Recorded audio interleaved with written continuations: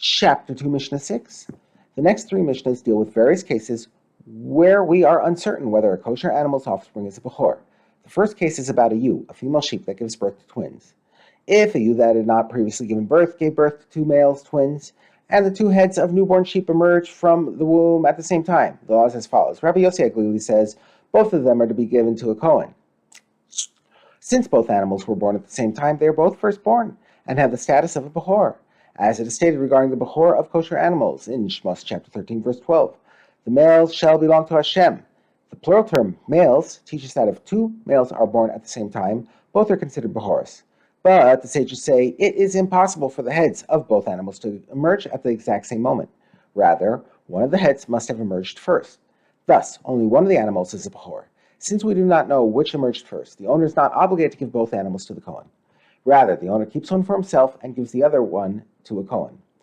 The Mishnah cites a dispute between Tanaim regarding the view of the sages, who hold that one animal is given to the Kohen and the other to this owner, as to which animal is given to the Kohen and which remains with the owner.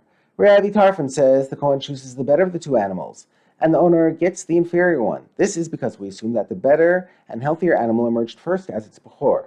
According to the next option, however, we do not assume that the better animal emerged first.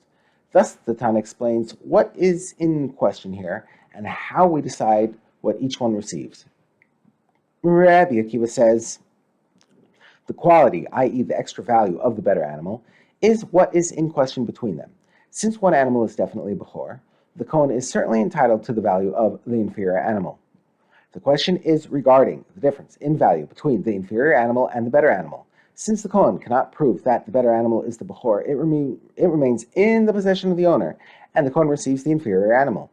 And the second animal, i.e. the animal that remains with the owner, grazes until it develops a blemish.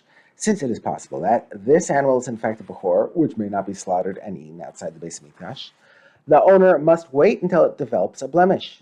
Once this happens, the animal may be slaughtered like any blemished Bechor. The Mishnah teaches another law that applies to the owner's animal.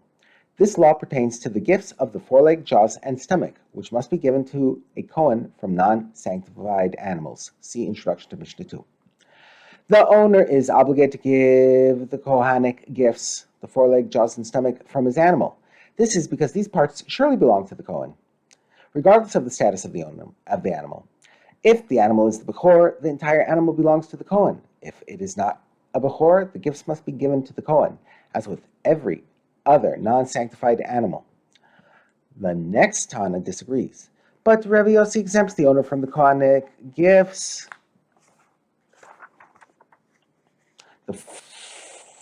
According to Rabbi Yossi, if the animal is a Bechor, we consider it to have been given to the Kohen, who then returned it to the owner in return for the animal he received.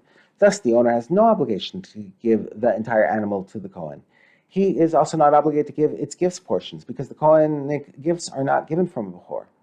The Mishnah now returns to the law of the animals themselves. It discusses a case where one of the animals died.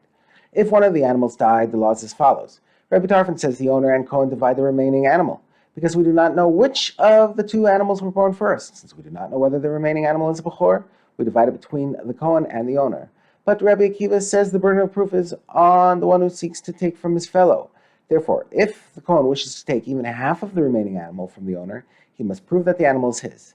Since he cannot do so, the entire animal remains with the owner. Until now, the Mishnah has discussed a case where two male animals were born at the same time.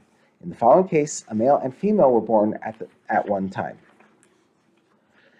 If a ewe that had not previously given birth gave birth to a male and a female, and we do not know which one was born first, there is nothing here for the Kohen. In this case, there is a question about whether there is a Bechor here at all, since it is possible that the male was born second and is not a Bechor. Since the Kohen cannot prove that it is a Bechor, it remains with the owner.